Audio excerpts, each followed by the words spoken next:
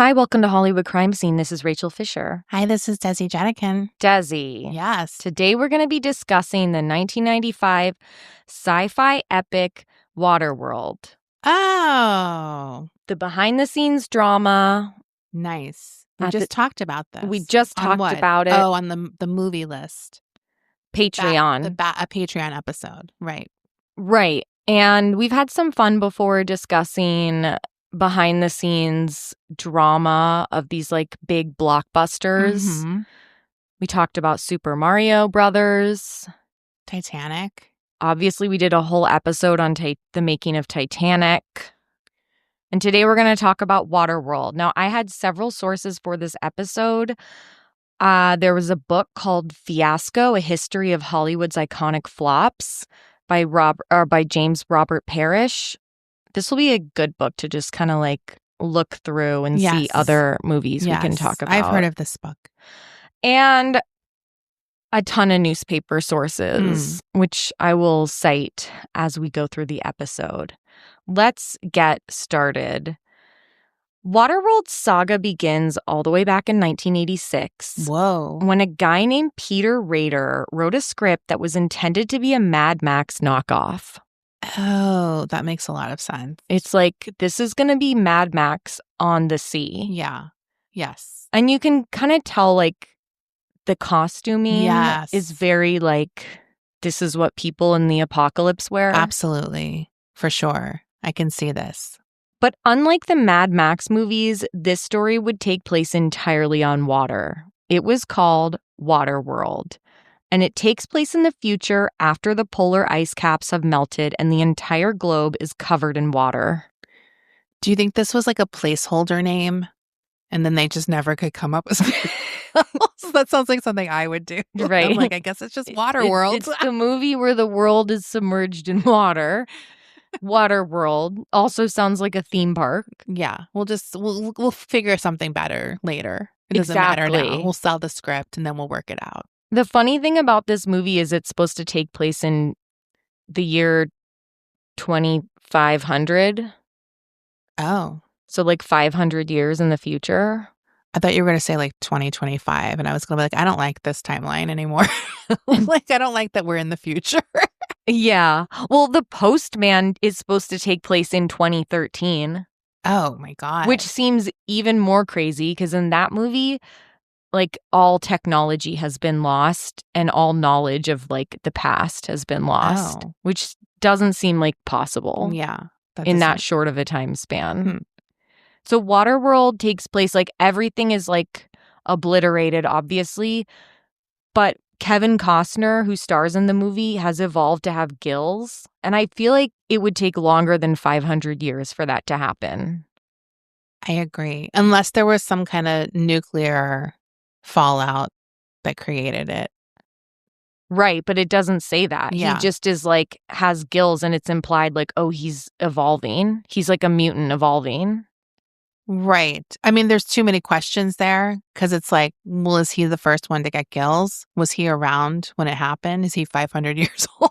Like, what? Do you know what I mean? Like, what do you mean he evolved? Right. He wasn't around when it happened and grew them. Right. How did that happen? When did it happen? And he also has webbed feet in the movie. So the human race in general has evolved or just him? No, just him. And I think Dennis Hopper. I think Dennis Hopper also has gills. That's crazy. Just the stars. Just the dudes. I just rewatched the movie and I gotta say it's not good. Yeah, I've never had any desire. And then there's sometimes I am like, oh, should I just watch it because it's really bad and maybe it's funny? But then I've heard it's not even really funny, bad. It's not, and it's also very convoluted. A lot of the plot, you're kind of like, wait, what? Like, things aren't explained. And I'll watch stupid science movies and like them. Those are some of my favorites. That's a bad sign. I also remember not liking it as a kid. It was like, felt like very much like my brother and all his friends liked the movie, but I felt like it was just kind of ugly. And I was thinking like, Waterworld, like it should be like, we're the mermaids. Yeah. I think I think the problem was Kevin Spacey. Kevin Costner was coming off of Dances with the Wolves, so he thought he was like this serious director. Yeah. And when he did Waterworld, I don't think he saw it as camp. He saw it as like a serious movie. No, he was dead serious Yeah. about this. And he had also come off of like a string of hits. He had The Bodyguard. Right. There was another one in there. I meant as a director JFK. more, but like the Right. actor too. But like, I think he directed Waterworld, right? No, he did Oh, not. he didn't? No, he did not. He But directed The Postman. he was a producer. Okay. I mean, he did do a lot. He probably had his hand in this. We're going to get into that. Okay. Because that's part of the drama. Okay, good. Anyway, so this movie takes place in the future when all the polar ice caps have melted. The entire globe is covered in water. This feature was pitched to Roger Corman's New Horizon films, but he was like, no, we can't make this. It's going to be too expensive. It's going to be like $5 million. Yeah, and he does extremely low budget movies. Exactly. But I think that was in the right direction. But in 1989, the script was optioned by producer John Davis and bought by Lawrence Gordon's production company, The Gordon Company. Gordon was head of 20th Century Fox, and this would allow the film to have the substantial budget that it needed. At this time, it was believed that Waterworld would cost $30 million to make. Kevin Reynolds was brought on to direct. By 1991, discussions of casting were underway. They were like, who are we going to get to helm this film? It has to be like a big star. Right. So they considered Mel Gibson, who had played Mad Max, Yeah. Tom Cruise, Bruce Willis, and Harrison Ford. But Lawrence Gordon suggested, what about Kevin Costner? So this is 1991? Yes. And Kevin Reynolds had known Kevin Costner since 1985's Fandango. He directed him in that movie. Okay. And he also directed him in 1991's Robin Hood, Prince of Thieves. So Ooh. Kevin Costner is being suggested to Kevin Reynolds, the director of Waterworld, as a star right on the heels of finishing Robin Hood, Prince of Thieves. With him. And they got into a public feud during filming Robin Hood, Prince of Thieves. So this was like bold that Lawrence Gordon was like, what about Kevin Costner? Right. And he's like, my enemy? No. That's basically what happened. Kevin Reynolds was like, I don't think so. And Kevin Costner was like, I don't think so. But they did like end up getting over it. But let's just get into a little bit of like what this feud in Robin Hood, Prince of Thieves was all about. Right. So one of the things they fought over was Costner using an English accent in the film. Costner was like, obviously, I'm going to be using an English accent. I'm playing Robin Hood. Yeah. And Kevin Reynolds was like, no, I don't want you to use an English accent. I want you to use an American accent because I think it'll be too distracting if you try to use an English accent. Wow. Which is crazy. Well, and there's English people in the movie. Everyone else has an English accent. It's Robin Hood. It takes place in England. This is a crazy decision. It's a period piece. This is also something I feel like would not happen today. It would be obvious that they do an English accent, especially if the whole cast was doing it. Like, do you know what I mean? What? Like, what's distracting? It's distracting that he didn't do one. Well, yeah, and that's one of the things like people remember about this movie. Dude, I'd be pissed too because I think everyone was like, Kevin Costner can't do it. And he sucks. Yeah, and he got blamed for that. And he got dunked on in Robin Hood Men in Tights. Right. Carrie Elwes, he says, and unlike some Robin Hoods, I can do an English accent. Wow. So he has every right to be pissed. Right. Kevin Costner really wanted to do one, and Reynolds said no. And they just like kept fighting over this. I don't think a definitive answer to this was ever really reached because in the film, you can see like Kevin Costner kind of slipping into an English accent. And you know what? What if he has a really bad English accent? Maybe Kevin Reynolds was right. It would be too distracting. That's one of those things we'll never know. Do you know what I'm saying? I'm kind of leaning towards that, to be honest. I bet Kevin Costner's English accent was so bad that Reynolds was just like, lied to make him feel better. I also feel like Kevin Costner is so American. Do you know what I mean? He just doesn't read Robin Hood to me. No. And I bet you he has a terrible English accent. I think that's what happened because I can't picture it, to be honest. Carrie Elwes is so good at Robin Hood that I genuinely thought, and obviously The Princess Bride, I genuinely thought he was a British actor for a long time. Wait, he's not? No. Oh my God. Wait, are you just learning this? Yes. No, he's American. He is? He's so British. Isn't he? He's American. He's American. I'm second guessing myself. He's American. That's crazy. Oh no, he wasn't. He was born in London, England.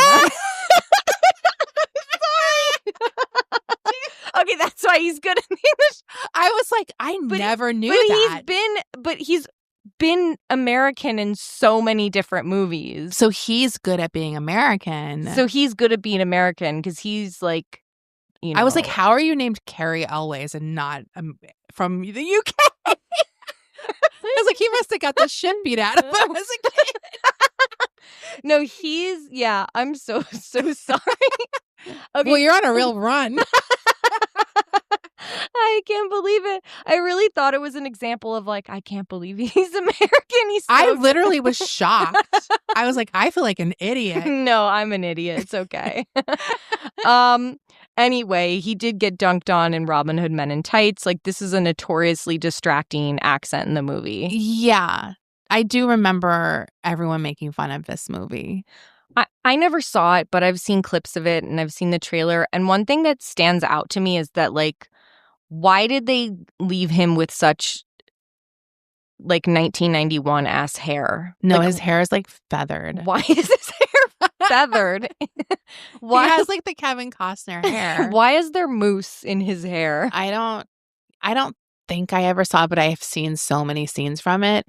Obviously, we all know the famous song from it. Oh God! And I just remember Alan Rickman looked really Alan Rickman is the only thing that I'm I kind of want to see him as the Sheriff of Nottingham, but that's kind of it. And Christian Slater is Will Scarlet. I remember seeing him and he looks bad. He's also someone I'm you're American. I'm sorry. Also, Christian Slater and Kevin Costner just have modern faces to me. They're very modern, and Christian Slater has a modern acting style, is very specific to that era. Yeah. That kind of Gen X acting kind of era. You know how people say in period, when people are cast in period pieces today and they're that person looks like they've seen an iPhone? Yeah. I feel like Kevin Costner and Christian Slater, you look like you've seen a Toshiba or some whatever was. You guys have eaten a raspberry vinaigrette. You've had a raspberry vinaigrette. Yeah. Yeah. You've seen a Super Nintendo. They're also both actors who, when they're in the right role, are perfect, but they really don't, they're not all around can do anything type actors for me. I just feel they're very who they are. And if you cast them correctly, it works really well. Yeah. It's just kind of this bizarre movie, Prince of Thieves, overall. I mean, I feel you also have to understand, at this period, Kevin Costner was, so huge. Huge. Everyone wanted to fuck him. Moms everywhere were, into Kevin Costner. He was such a certain type of mom crush. Right, because he's sort of, not really a bad boy. He's, right? Kind of non-threatening. Non-threatening. He's the marry and fuck, marry, kill. Yeah. So in June of 1991, following this movie's release, Entertainment Weekly reported on the behind-the-scenes tensions. Even before the movie was finished, Costner was the subject of embarrassing rumors that his performance was... Oh, Entertainment Weekly said this. Even before it was finished, Costner was the subject of embarrassing rumors that his performance was too laid back and his accent more LA than UK. So and then it continues, most disruptive of all, a last-minute recutting to bolster his on-screen presence led to a nasty battle between Reynolds and the producers. Just weeks before the first big picture of his career was to hit theaters, Reynolds walked out of the project. Wow. The director bounced. At like the end? Yes. So he did all that work and someone finished it? No, he like finished filming it and like it was in post-production and about to hit theaters, and he's like, I'm not involved with this anymore. Like, I'm So not he was like, supporting I'm not this. promoting it or whatever. He was just That's gone. crazy. He was so mad at Kevin Costner. Yeah. I mean, I think that's like the thing. He was at such a power level that he was in charge of the director Yeah. on his films. And at this guy point. who's like a first big-time director, obviously he feels shitty about this, which I get. I get it. I'm kind of on his side. Kevin Reynolds was noticeably absent at the film's press screening. Costner told the press, I'm disappointed he's not here, and I think he's disappointed that he couldn't make everything be exactly his way. If you don't have final cut, that's going to happen. But I thought he directed a really wonderful movie. Damn. So Waterworld was pitched to Kevin Costner right after this. Oh. And Costner was like, I like the script. I guess like me and Kevin Reynolds can make up. Yeah. And they did. They mended their relationship to make this action-adventure epic. But filming would have to wait as Kevin Costner had agreed to other projects. The script then underwent a rewrite by David Twohy. He revamped the whole story. Kevin Reynolds had his own ideas for the script, and he wanted to make some changes. And also Kevin Costner wanted to make changes to the script. Ooh, sounds good. There's no way this goes wrong.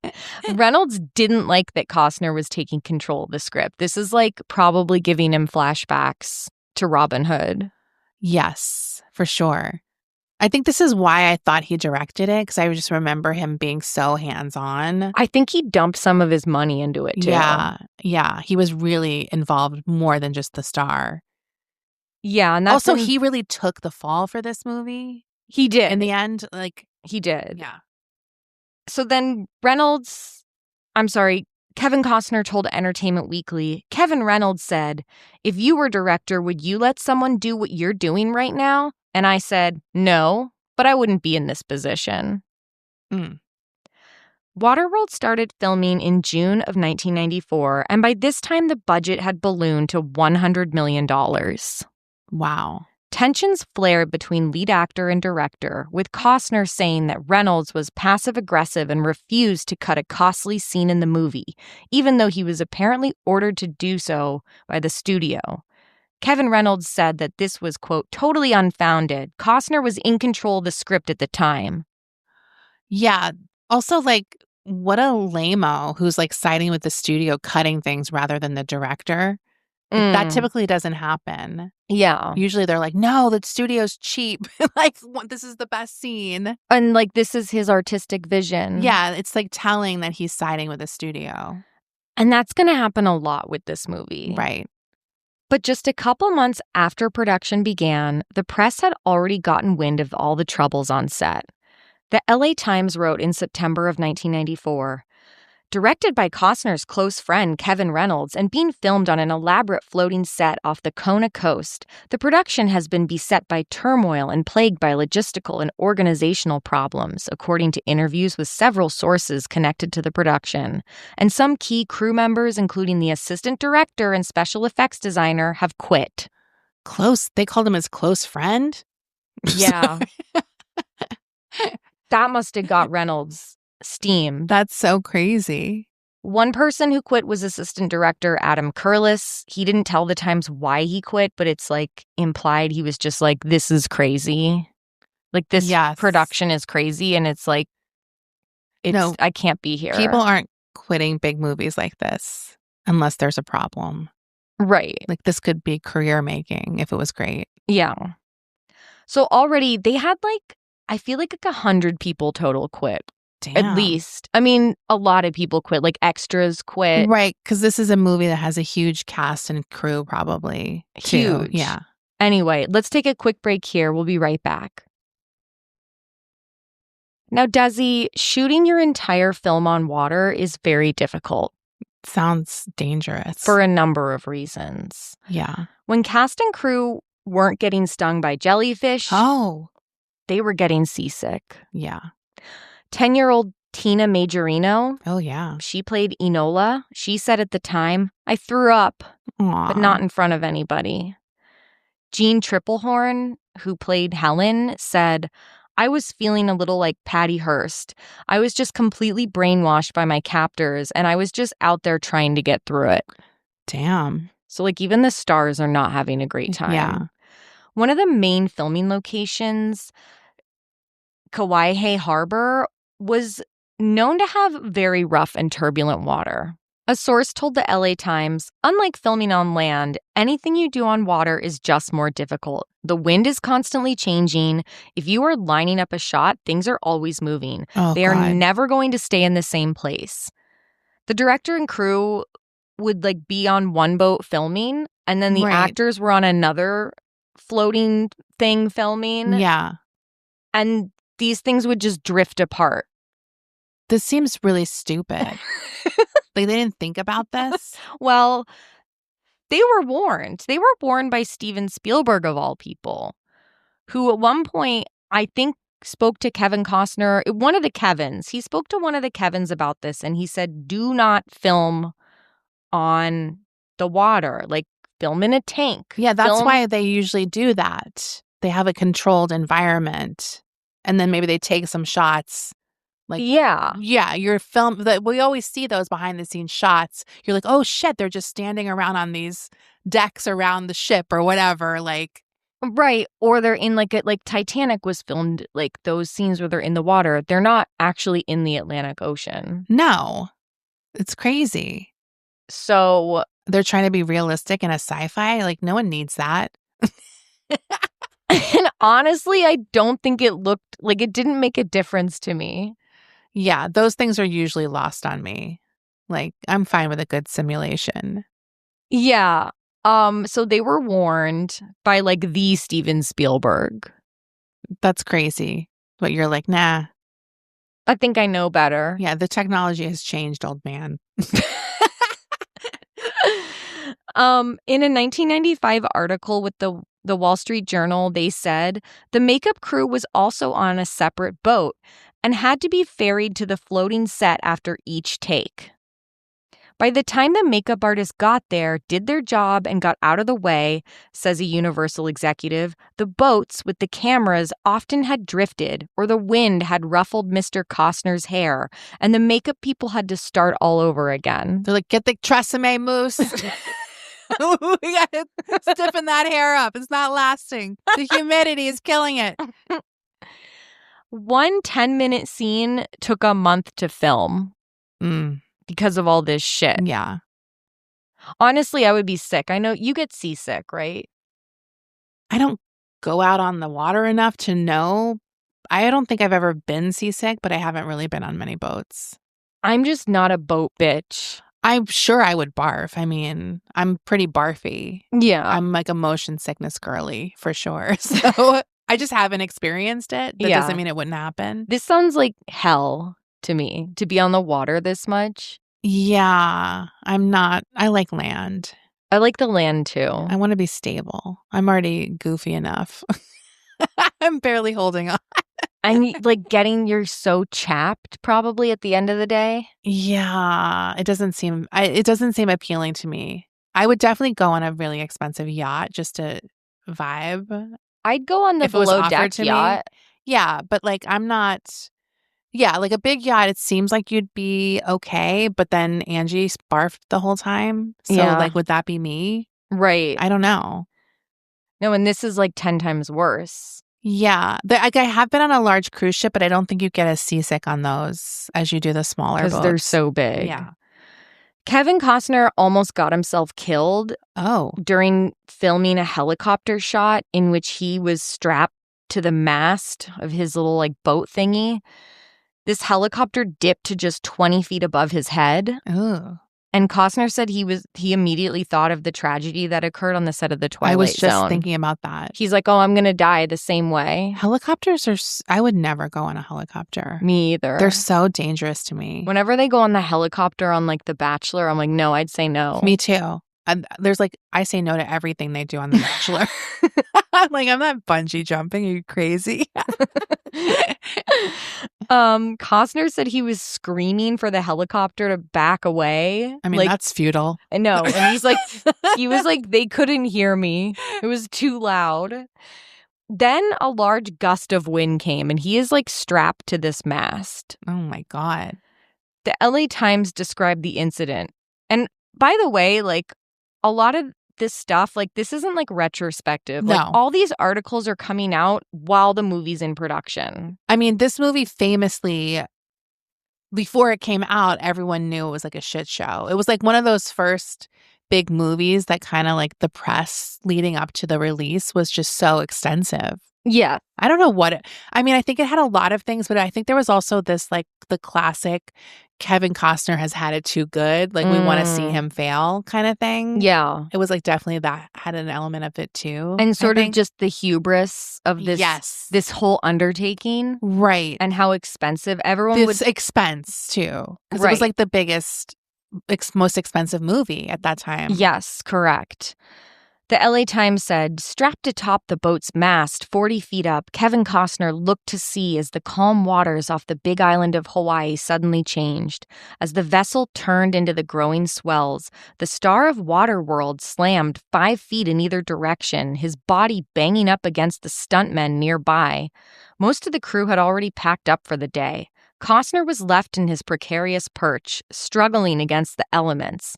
The strong winds and wildly rocking craft made it dangerous to lower him to safety. For 30 minutes, he was forced to ride it out.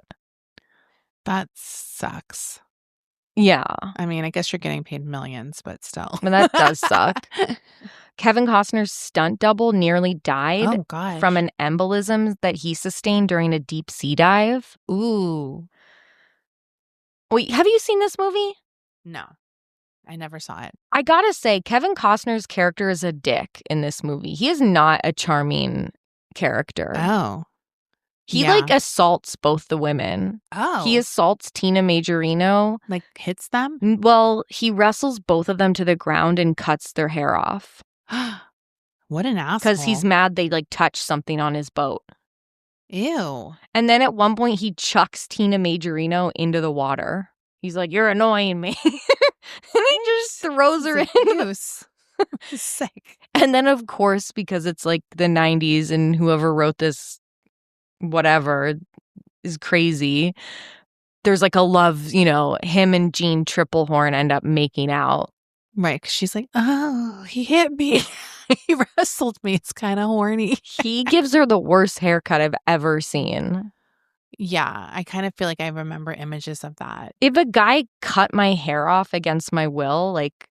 That's insane. I would never talk to them again. Hell no. That's like one of the top worst things someone can do to you. Agreed. Cut all your hair off? That is violation. That's psychotic.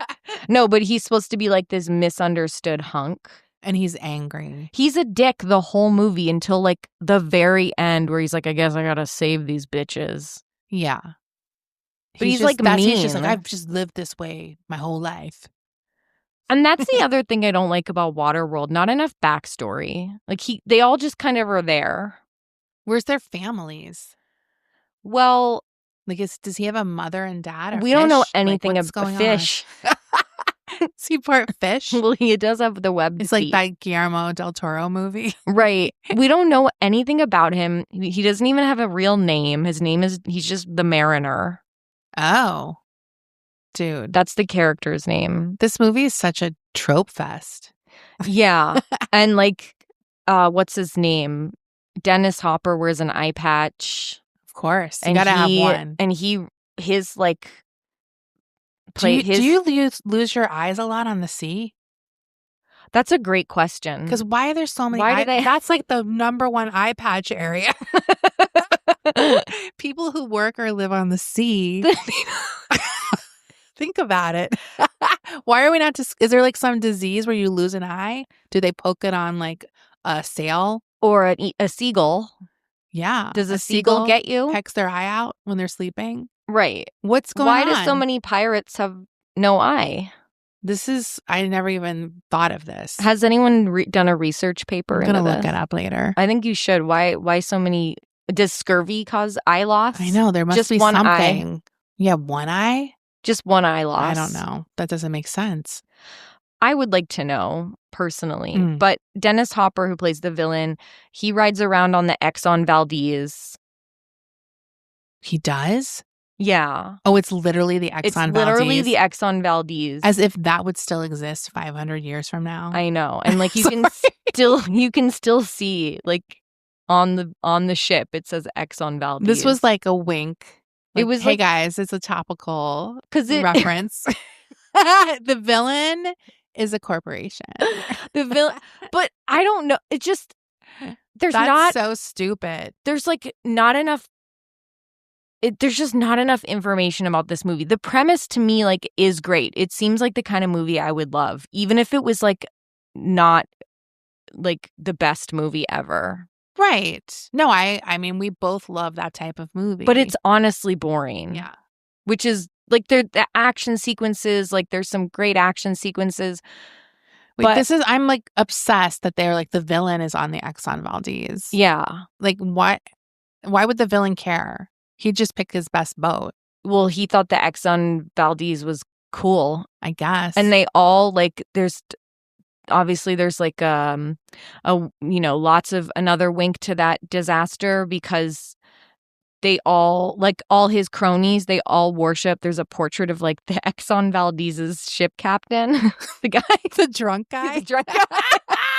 Wait, this is a crazy plot twist. We love him. No, they do. They love him. Are they like polluters? Do they litter? We love to litter. Spill the oil. What a weird concept for the villains. They smoke a lot of cigarettes. They're called the smokers. That's their whole deal. And maybe because it was like the 90s and people were like not smoking anymore. It was like the downfall. Or like people were like, it's bad. It's bad. Now we know it's bad. Yeah. This is so wild. I can't believe they worship him. And everyone's so violent to little Tina Majorino. Yeah. Because she looked like she was real dirty, right? She's really dirty. I just remember her looking really dirty, kind of like a Mowgli type. She's really scrubby looking. And she's kind of like feral. Yeah, she's... This is like my knowledge of the movie from never seeing it. She's not feral, but they definitely made her like look feral, but she's very sweet. And of course, by the end of the movie, she has total Stockholm syndrome from abusive Mariner, the Kevin Costner character, who's a total fucking dick to her, throws her overboard and cuts all her hair off. Mm. And then she's like, he's a good man. Ugh. Yeah, I don't like it. Yeah. Because it's like, well, we need to at least see a soft side of the gruff man. Right. Do you know what I mean? I just don't think we do ever. Yeah. I don't think we see enough, and it takes way too long for him to start like having a change of heart. Yeah. Yeah, because usually you get that sprinkled throughout. There's not even like a save the cat moment for him in the beginning. Right. The first shot of the movie is Kevin Costner pissing and then drinking the piss. What? Yeah. Not to kink shame. Well, this is crazy. Why would they show? What? The very first shot of the movie is him taking a piss. He purifies it in his little contraption and then he drinks it. Ugh. That is so... They probably thought that was so fucking cool. I know. It's like gross. Like, I don't want to see that. There's just seawater. This is where we get our how water. It is. What about the rain? Who's collecting the rainwater? Also, you've evolved, but you still can't drink seawater. Yeah. Like, how did you guys survive before you made that piss contraption? Also, the gills look so bad. I remember the gill controversy. Well, we'll get into that in a little bit. Meanwhile, production costs kept rising. Kevin Costner was reportedly staying in a $4,500 a night bungalow on the island, like with a butler. Oh. So like that's part of the rising costs. Holy shit. The president of Universal and the president of MCA, among others, visited the set to see like what are the costs that we can cut.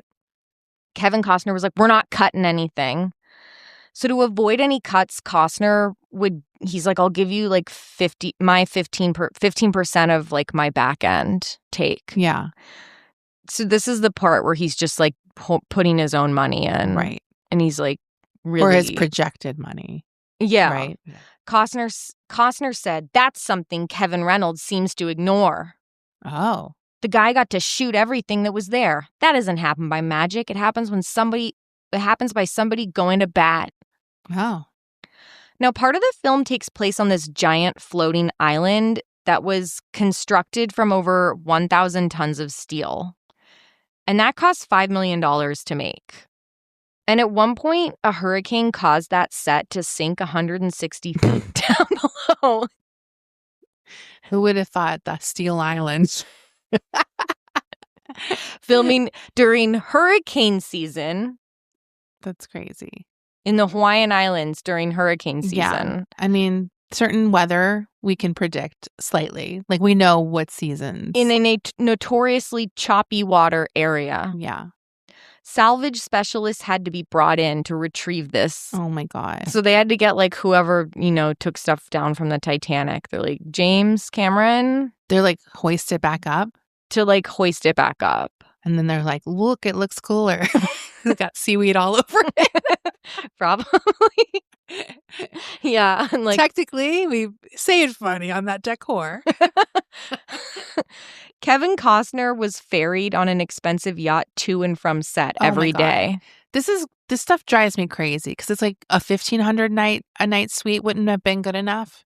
Right. You'd have a $4,500 with a butler. Like that is like over the top. I don't get that. And this is a long shoot. That's like so much money. Yeah. Obviously, Costner wasn't the only person who had to be ferried from Hawaii, the island, to the set, which was in the middle of the ocean. How long is this yacht ride? I don't know, but it's like a quarter of a mile offshore. I think. So not that long. Not that long, but enough where you can't see any land. Okay. Yeah. So 30 boats had to be coordinated every day to shuttle the film's enormous crew back and forth. God.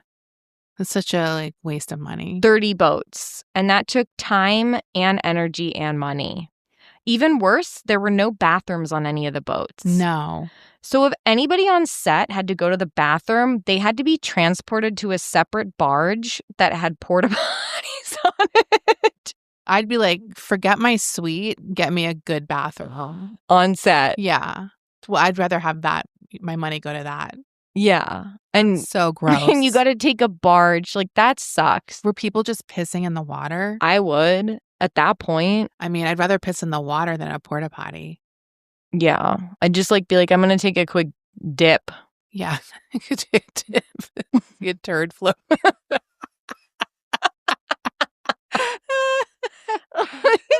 Do you think one of the extras did that? I would not be surprised. Because those porta potties got nasty at a certain point, right? Yeah. Ugh, porta potties are horrifying. They're awful. Another source told the LA Times, quote, "No one is running the show and the environment is hostile to the detriment of the film." Waterworld filming was scheduled to be completed by the end of 1994. And that wasn't looking like it was going to happen anymore. Yeah. To make matters worse, Kevin Costner's wife filed for divorce in October. Wow. Apparently, a hula dancer was seen leaving Kevin Costner's hotel room in Hawaii. Hula dancer? Yes. A hula dancer from the resort. Oh, my God. And that was reported, and all the tabloids picked it up. Wow. The press reported that Costner was having an affair with 35-year-old Michelle Amaral, a hula dancer at the Mauna Lani Bay Hotel on Hawaii while he was filming Waterworld. This is so White Lotus. So all this news is coming out while he's on set filming, and his wife serves him with divorce papers. And is this his he was one of those guys was married to his childhood sweetheart or something? Yes, this is the one. Yeah. They were married for a long time. A source told People magazine in November 94, "I don't know anyone who doesn't know about him and other women." Damn. So that couldn't have been good. Yeah. Whoever that he had source been doing was. this. That's why he needed that suite. So he had a little love shack. Right. So Kevin's wife, Cindy, she received an $80 million settlement, and she received the restaurant that they co-owned together in Pasadena. What was the restaurant? I looked it up, and I Oh. found a scathing review for it from Yeah. 1994. I would have been like, just give me 10 more million, keep the restaurant. Do you want to hear the review for this Yeah, restaurant? of course. The restaurant was in Old Town Pasadena. It was called Twin Palms, Oh, and I think it was open till like 2009. that sounds familiar. Well, this review from the Pasadena Star News in 1994 loved the atmosphere, thought the food and the service was abysmal. Oh. I'm just going to read a portion where he talks about like the food. It's a pretty long review where he like starts by dunking on like how bad the service was. But I like when he gets to the food part. It says, at Twin Palms, there's even a massive open rotisserie with a henhouse full of chickens slowly turning on it. The smells that permeate the space are wonderful. It is, in short, a lot of fun being here.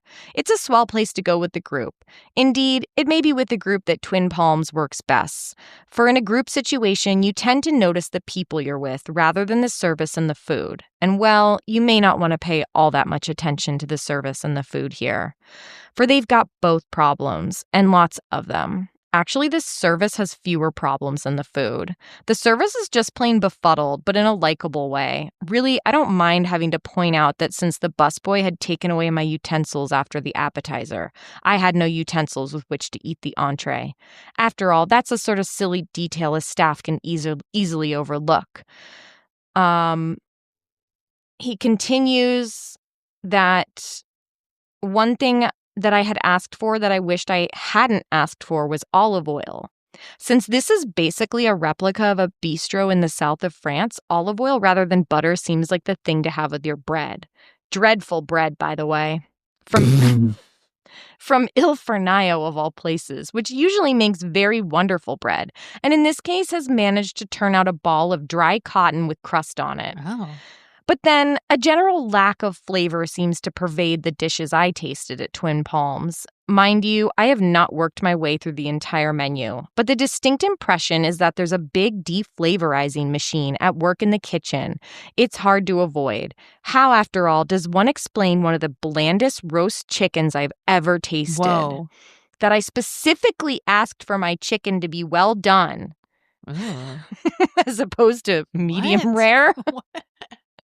With an especially crispy skin, and got an undercooked bird with a half-baked skin is beside the point.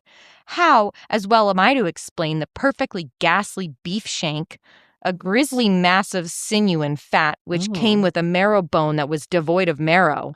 I like marrow a whole lot. To be confronted with one big old bone that was formerly home to lots of marrow and no longer bothered me quite a bit. This guy seems like an asshole. He doesn't seem fun. No. I mean, I don't doubt what he's saying is true, but still. He's kind of being an ass about it. Yeah, it's kind of like, oh, you love your marrow and your big bone. Sicko. Go home. I pointed this out to my server, who shrugged and said, oh, I guess it fell out. That's the true hero of Honestly, this review. This guy, like, in the beginning of this review, he's dunking on the servers and the busboys and stuff, and I bet he was just a terrible customer. Yeah, I mean, I think both things can be true. Beef shank, slow cooked, says the menu, in red wine, should be a dish of wonderful comfort, deep cold weather glory, what some of us might refer to as jedempte. Some of us. Just you. Just you, sir. Jedempte. Me. It's like, sir, you're a Pasadena food reviewer. Like, this is not the New York Times. Meat cooked to the very edge of oblivion. It had neither the flavor nor the texture that such a dish demands. It tasted like a cheap cut of meat, poorly cooked. And please explain to me the overcooked vegetables that come on the side, including the squash that fell to pieces when I tried to pick it up. The vegetables cook too long. The chicken, the beef, they don't cook long enough. Is this some sort of culinary torture chamber? For him. Then he said that the bar menu was promising, pommes frites, shoestring onions, crisp artichokes with caper berries and olives. The only dessert I tried, the lemon tart, looked like a lemon tart, but tasted like nothing in particular. Is there a lemon shortage in the state? Damn. And then he concluded with, and yet, I plan to go back. What? Why? I loved the space. I liked being there. I have hope that the place will change, but I guarantee nothing except for music noise, excitement, and a sense that you're not in Kansas anymore. I've never gone to a restaurant and been like, I hate the food, but I love the ambiance. So I'm definitely Never. going. Like, that doesn't matter to me if the food's bad. If I'll go to a food hole in the sucks. wall if the food's good. I don't give a shit. I agree. This is a crazy thing to say. Well, hopefully she turned around the restaurant after she got it in the divorce. Well, or maybe it wasn't even that bad. If it was around that long, it had to be pretty, average at least, right? Yeah. In total, Waterworld took 166 days to film. Post-production was obviously really expensive, too. Oh. The movie ended up costing $175 million to make. At the time, it was the most expensive film in history. Chatter in the press about the film's tumultuous production continued. A Newsweek article claimed that Kevin Costner asked that his hairline be computer enhanced to hide his receding hairline. That's so funny. Costner denied that he asked for this. Another article claimed that an executive at Universal complained about the gills on Kevin Costner's character, saying, "They look like little vaginas." Yes. Screenwriter David Twohy took out ads in the trades to blast the industry for snarking about the cost of the movie. His ad read, "In an open letter to the industry, stop gnawing on the hand that feeds you. Just shut the hell up until the movie comes out." Dude. When it does, go see it. Then you can decide if it's deserving of criticism or not. That's crazy. During editing, the feud between the Kevins intensified. They clashed over what was going to stay in the film. Yeah. Costner wanted extra time for editing. He wanted 10 weeks. He even went to the studio to ask for that. But then the studio was like, no, Reynolds says he can do it in 5 weeks. Costner said, fine, I don't give a shit. Reynolds made a 2-hour and 40-minute film that the studio wanted cut down to 2 hours and 15 minutes. Costner was worried about the cuts that Reynolds was going to make. He didn't trust him. Yeah. Even though it's not his movie. Right. The studio told Kevin Reynolds that they were going to let Kevin Costner have a go in the editing room. Jesus. And in exchange, they're like, we'll let you screen your film, your cut, for the DGA. Okay. So Reynolds agreed to that. But Kevin decided to take his sweet time editing, and there would be no time left. Kevin Costner. Yeah. For this DGA screening that Reynolds wanted. Got it. So he's like, it was too late. It's we got to premiere. It's the time. So obviously Kevin Reynolds was pissed off, and he left the production after that. Ooh. Walked out again. Yeah. A test screening in Sacramento ahead of the release did not go well. The audience was not impressed. This audience also at a test screening, they don't know what the movie is that they're seeing beforehand. They're just told the genre kind of. Yeah. Overheard in the screening was one audience member who said, "I knew it would be this fucking movie." Oh, no. Another audience member demanded their money back. Do you pay for a test screening? I guess. It's so embarrassing. Costner and Reynolds sniped at each other in the press, and this is still before the film has come out. So they're both doing these different interviews. Yeah, and blaming and being each other. This guy, hate this guy. Yeah. Costner told Premiere Magazine, "There was a huge, huge mistake in judging character. I don't think we were friends, actually. We were friendly." Then Costner said, he shouldn't have walked away. He had a responsibility to help this movie.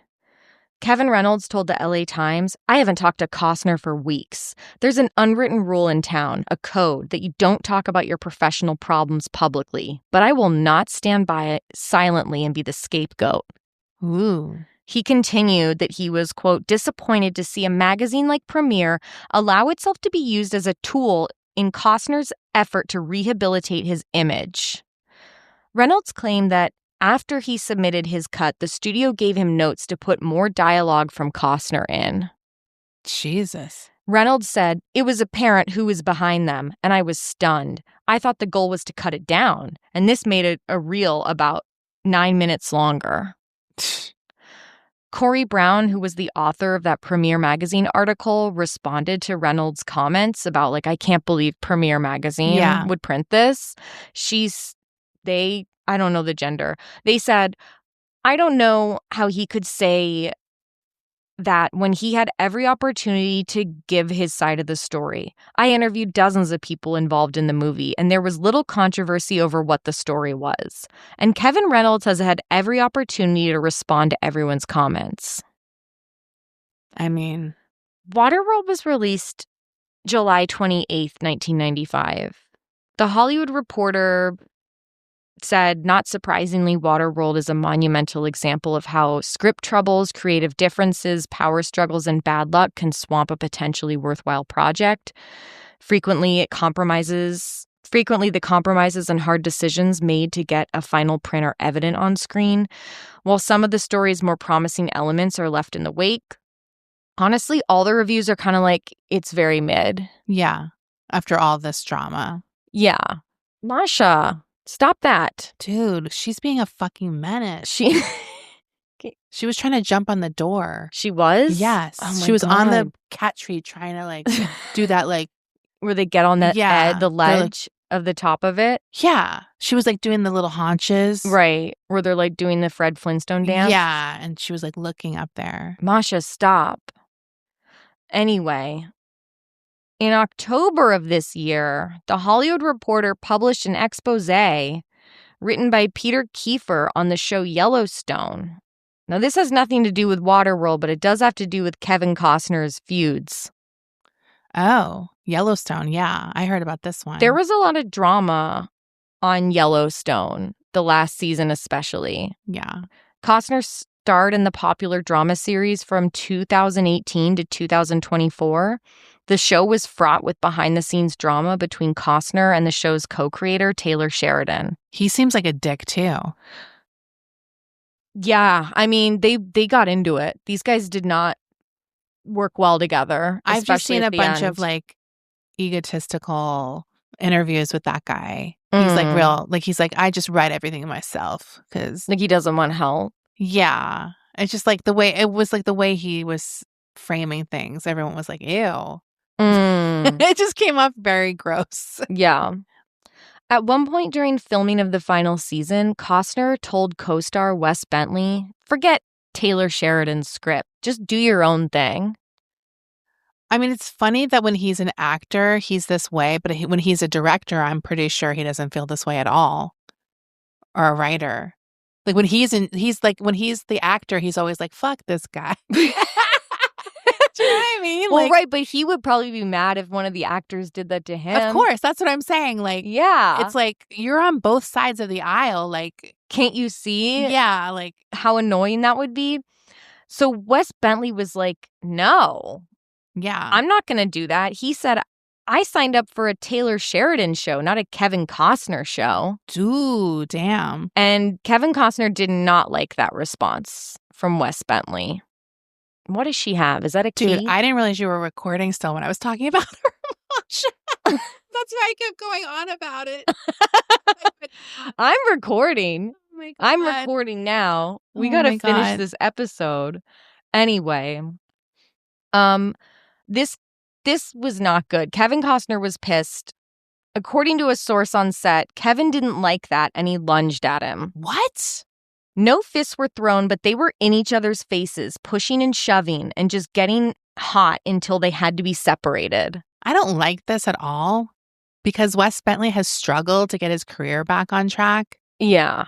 And it's like, of course he's not going to be rude to people who have given him a chance. Right. This is like crazy. Yeah, it's sick. It seems like bullying. Also, obviously Kevin Costner is the problem. Well, because how are you since the early 90s? Everything you're involved in, you're fucking fighting with people constantly. The Hollywood Reporter says there's a long list of people in Hollywood who swear they'll never work with Costner again. And they all have their reasons. He doesn't always pay his bills on time. Oh. One since settled lawsuit alleged hundreds of thousands in unpaid costume fees. He burns through relationships, like his longtime producing partner, whom he sued for $15 million. He ignores advice, even from folks like Steven Spielberg. He rewrites scripts without warning, overrules directors, and on more than one occasion has clashed with his co-stars, including Clint Eastwood, Kurt Russell, and of course, Wes Bentley. Wow. Another source said the incident with Wes was the line in the sand. Everything was different after that. Everyone loved Wes, and so that really made Taylor upset. Kevin and Taylor butted heads from there on out. It got very awkward. Good. Well, that's our episode. Wow. So much Kevin Costner. I can't believe that there was an article as recently as October about him. I forgot about all that Yellowstone drama. Me too. Because I don't watch that show. It was one of those shows I'm always like, should I? And No, I'm I like, tried it. It wasn't for me. It looks too like open range. I'm not into it. Honestly, it was too like land deals, like making land deals. It just wasn't compelling. I'm also like, should I watch Landman? No, that's like, also Yellowstone. I don't want to watch people buying property. No, but it's like, I love Billy Bob Thornton and Demi Moore's in it now. But isn't that like the same universe as Yellowstone? I mean, if it's not, it looks like it. I think it is because it's like on the same channel. But then am I going to have to know the lore of Yellowstone? That's what I'm saying. I'm just torn because I like Billy Bob Thornton. Like, he's someone who gets me to watch something. Kevin Costner is not. But I just don't know what it's about. I mean, I know it says Landman. I also remember when it first dropped, they did like some kind of cross promotion with South Park. Why? Do you remember that? Why? It was Landman and Cartman. Why would they do that? I don't know, but I was like, what the hell is this show about? It must be on Paramount Plus or something. Oh my God. It was so dumb, though. I was like, Landman, Cartman. That makes no sense. It made zero sense. I tried to watch Yellowstone. I think I watched like a couple episodes, and I just couldn't get into it. No, that's how I felt. I was also curious about that another show from that universe with Harrison Ford. And is that the 1883? Yes. But that's like the origin story. I know. It's like these titles are not very compelling to me. Yellowstone, Landman, 1880. It's like, no, this sounds so brown. Give me like something like it's too dusty, Old Westy, and like, I don't know. Why don't they appeal to me? It's like for like retired dads or something, right? Yeah. This is like a show where men, so like, I can watch this entertainment. It's masculine. I think it's too mask for me. Yeah. It's like a little too mask. I think so too. I don't know. I don't know. There's something like, these just aren't the kind of deals. Like, I want to watch. These shows don't have any hot goss. Do you know what I'm saying? Is there any soapiness to it? I don't think so. Is there any, like, I want some juicy scandal. Like, not just like cattle. But I think it's like property deals. I feel like it's... Wait, we're going to get like the meanest I know, email. someone's going to be so mad. Property deals? That's not what it's about. I swear to God, Yellowstone, like, at least from what I remember. It's giving property deals. It's like, I think you're right though, because it's like they have all these ranches. It's like a bunch of ranches. It's like Reed Drummond's family. Oh, right. And they're like cattle and these sprawling ranches. There's a landman. And it's just like too many business deals. But they're selling boring stuff. I know. It's not drugs. Or like Succession, where it's like media. Right. We need something like exciting. And Succession was pushing it for me, if I'm going to be honest. Like, that's like the only show I could ever tolerate about like business. Right. Because there was so much family drama involved. And I know it's like Succession is like the D&D episodes of Melrose Place. Yeah. Where you're it's like a business, but there's lots of drama going on. And I know like people get killed in Yellowstone and it's like drama like that.